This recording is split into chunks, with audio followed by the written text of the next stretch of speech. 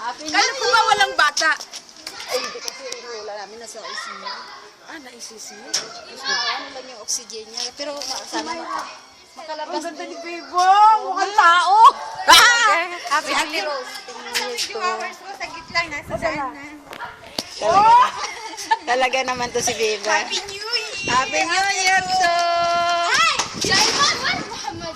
Bakit di mo dinala yung bata? Bakit hindi niyo sinabi? Si Shirley talaga, oh. Kasi dumating kami, mag-alas 6 na. Galing kami sa ospital. Buti pinayakan kayo tuloy. Oo. Ayaw ko na nga, kaso nga, pinipilit din naman nila kami. Hindi naman kami pwede doon dahil sa ICU pa eh. Alam mo, tumakas lang kami. Inutusan ako sa kayat.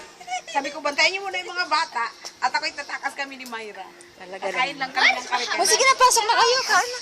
Ay, why you don't tell me? Axel, I bring him. I can Shirley said you will only come. Yan, pasok na kayo doon. Yan, laro ila. Pasisunod ako. Let's drive it to go home to bring him. No, his father will not agree. Why? Yala yan. Raad! فيلا شو هذا؟ حيحطونا في يوتيوب لازم تسمعي وحدتها استنوا